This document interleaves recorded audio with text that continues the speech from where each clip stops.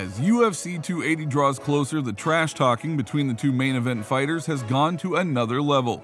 This time it's Oliveira's turn to call out Makhachev. Meanwhile, Sean O'Malley is on the brink of superstardom and believes he can reach the heights of Conor McGregor.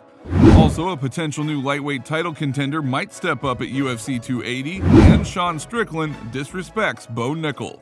As many of you know, UFC 280 is one of the most anticipated pay-per-view cards in a long time. A big reason for that is the incredible main event. We have Charles Oliveira taking on Islam Makhachev for the lightweight belt. For months now, the two have been jawing at each other, and as the fight draws closer, the two have become more personal with their trash talk. Just a few days ago, Makhachev tweeted out the following: 2 weeks before the fight, Charles and his team not in Abu Dhabi yet. Should I start worry?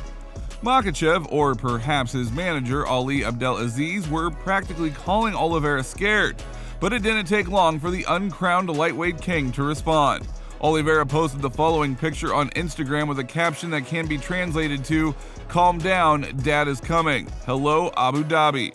But speaking of the lightweight division, there might be another contender coming to claim the belt sooner rather than later. The 145-pound champ and the current pound-for-pound king, Alexander Volkanovski, has previously expressed his interest in challenging for the lightweight title next year. So let's hear from him first. Last thing I want to do is not be prepared. So next week, while it's fight week, it's going to be a normal fight week for me. Yeah, here and there, once I've finished training and that, I might be like, having them conversations, it might not happen. But put it this way, when Joe's in front of me holding them pads, I'm fighting that weekend. That's how I'm feeling. While I'm losing weight to make weight next Saturday or Friday, whatever it is, I'm telling myself I'm fighting the next day. You know what I mean? Like, that's just how I am. When I'm in my zone and when I'm doing my thing, I don't know. I can just do it. You know what I mean? Like I said, I've committed to this and that's that. That's more than enough for me. And when do you head over there? Because I believe they're there already, right? What's that, sorry? When do you head over there? I head over Sunday. Okay. All right. I head over this weekend. Okay. Yeah. Last thing for you, and it's kind of like a three-parter, if you will, because you've been hobnobbing, as we say. Well, it seems like Volk might get his dream of being champ sooner than he imagined, as he announced recently that he's the official backup for the Abu Dhabi title fight in case Charles Oliveira or Islam Makhachev can't make it. So let's hear the champ speak once again. We're locked in as a backup fighter. I've been calling for it. I said I wanted it. Just had to make sure the hand was all good. So we all good. We locked in. We got the clearance to fight. The UFC's on board. Everyone's on board. So I'll be at UFC 280 to make weight. And looking forward to it. Let's see what happens. If someone doesn't make it, I'm there to save the day. If not, at least I'm locked in as the next guy to fight for that lightweight title. Volk stepping in to fight at UFC 280 might be more realistic than some people may think, as Oliveira has missed weight multiple times in his career, with the latest one being in his last fight, which resulted in Oliveira getting stripped of his lightweight belt. So we might actually see Volk fighting much sooner than any of us imagine. Sticking with the UFC 280, another prominent fighter on the card is Sean O'Malley, who is set to face his biggest challenge yet in Petr Yan. O'Malley already has a ton of star power, as he is one of the most exciting and most popular fighters in MMA. But a win against Yan could propel him into superstardom, and O'Malley believes he could even reach the heights that Conor McGregor did. This is what Sugar Sean had to say. They're going to have to be very mad because you're going to fight for the championship. So do you believe that people expect it, or they're hoping that Sean O'Malley doesn't get the job done?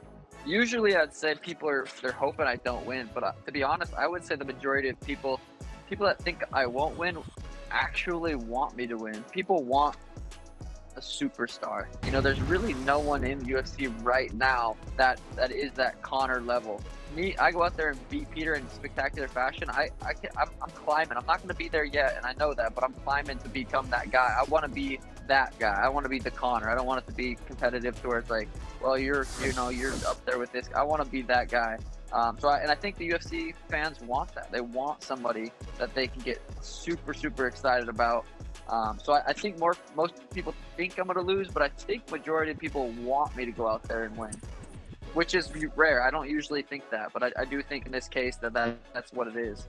I was going to say that. That's a bit of a change from your norm. That's a bit of a change from your normal mentality in regards to people and their expectation and hopes for you.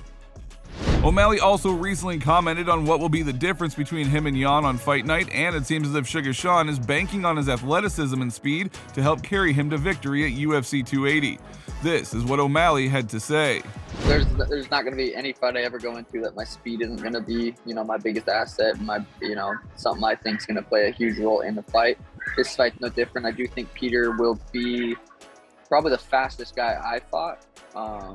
But I've had really, really good training partners.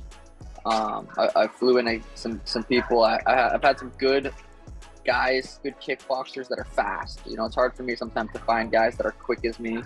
But my sparring partners have been awesome. I've been doing all my sparring over at the MMA lab, and they have a bunch of killers over there. So it's been I've had great, very, very good preparation for Petr Yan. Also, Sean Strickland made some headlines after saying he didn't know who Bo Nickal was. Now, we can't be sure if he was being genuinely serious or if Strickland actually lives under a rock, as Nickal has been the talk of the MMA world for the past week or two. But we'll let you be the judge of that. Take a listen to Sean Strickland. Who the fuck is Bo Nickal? What is it, Bo Nickal? Who is that guy? The guy who just Dana White Contender Series wrestler out of Penn State. Did he knock a guy out? Did he take him down? What did he do? He submitted him. Bro, I don't know who the fuck Bo Nickal is. Penn State? I don't know who the fucking Penn State is either, man. The fuck is that? Isn't like them like molest kids at that fucking school, dude? Didn't something bad happen there? Yeah, I don't fucking know. Did you stay in Penn State? In other news, one of the tough things about being an MMA fan is seeing your favorite fighters age and grow older and inevitably take losses, which their younger selves wouldn't have. In this case, we are talking about Frankie Edgar and Shogun Rua. Both have been legends and pioneers in MMA across various organizations, and it seems as if retirement might be next for both of them. The UFC recently announced that Frankie Edgar would get his wish to fight one last time in Madison Square Garden, as he is set to take on Chris Gutierrez at UFC 281. This is what Brett Okamoto of ESPN tweeted out. Frankie Edgar and the Garden one last time. Edgar will face Chris Gutierrez at UFC 281 on November 12th. He confirmed to me it will be his last fight unless someone gets lippy in Seaside next summer. It will be his 30th UFC bout. Now, it will be a bittersweet moment as we watch Frankie make his final walk to the UFC octagon, but at least he'll be going out in the grandest arena of all. While Shogun Rua's retirement is also set in a homecoming, as it was recently announced that he would be facing Ihor Potieria at UFC 283.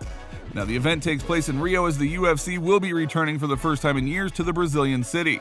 So it's only right that they do so with a legend like Shogun, and hopefully he can give his home country fans a show to remember.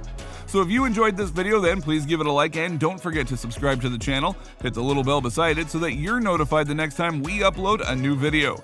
With that being said, you just watched us break down the latest news in the MMA world, and I'll see you next time.